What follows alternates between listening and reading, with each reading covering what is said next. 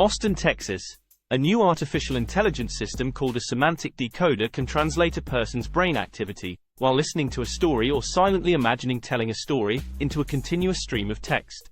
The system, developed by researchers at the University of Texas at Austin, might help people who are mentally conscious yet unable to physically speak, such as those debilitated by strokes, to communicate intelligibly again. The study, published in the journal Nature Neuroscience, was led by Jerry Tang, a doctoral student in computer science, and Alex Huth, an assistant professor of neuroscience and computer science at UT Austin. The work relies in part on a transformer model, similar to the ones that power OpenAI's ChatGPT and Google's Bard.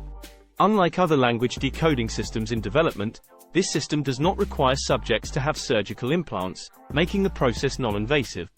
Participants also do not need to use only words from a prescribed list. Brain activity is measured using an fMRI scanner after extensive training of the decoder, in which the individual listens to hours of podcasts in the scanner. Later, provided that the participant is open to having their thoughts decoded, their listening to a new story or imagining telling a story allows the machine to generate corresponding text from brain activity alone. For a non-invasive method, this is a real leap forward compared to what's been done before, which is typically single words or short sentences, Huth said. We're getting the model to decode continuous language for extended periods of time with complicated ideas. The result is not a word-for-word transcript. Instead, researchers designed it to capture the gist of what is being said or thought, albeit imperfectly. About half the time, when the decoder has been trained to monitor a participant's brain activity, the machine produces text that closely, and sometimes precisely, matches the intended meanings of the original words. For example, in experiments, a participant listening to a speaker say, "I don't have my driver's license yet," had their thoughts translated as, "She has not even started to learn to drive yet." Listening to the words, "I didn't know whether to scream, cry or run away.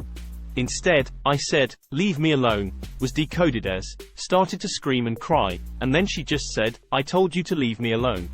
Beginning with an earlier version of the paper that appeared as a preprint online, the researchers addressed questions about potential misuse of the technology. The paper describes how decoding worked only with cooperative participants who had participated willingly in training the decoder.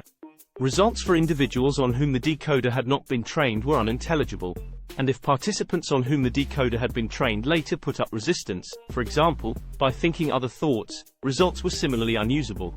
"We take very seriously the concerns that it could be used for bad purposes and have worked to avoid that," Tang said. "We want to make sure people only use these types of technologies when they want to and that it helps them." In addition to having participants listen or think about stories, the researchers asked subjects to watch 4 short, silent videos while in the scanner.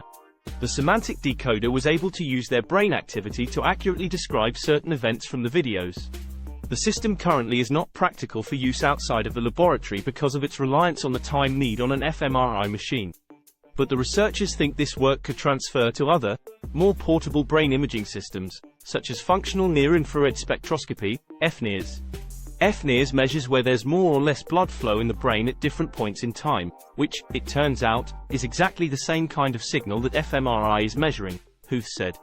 So, our exact kind of approach should translate to FNIRS, although, he noted, the resolution with FNIRS would be lower. This work was supported by the Whitehall Foundation, the Alfred P. Sloan Foundation and the Burroughs Wellcome Fund. The study's other co-authors are Amanda LaBelle, a former research assistant in the Huth Lab, and Shiley Jain, a computer science graduate student at UT Austin.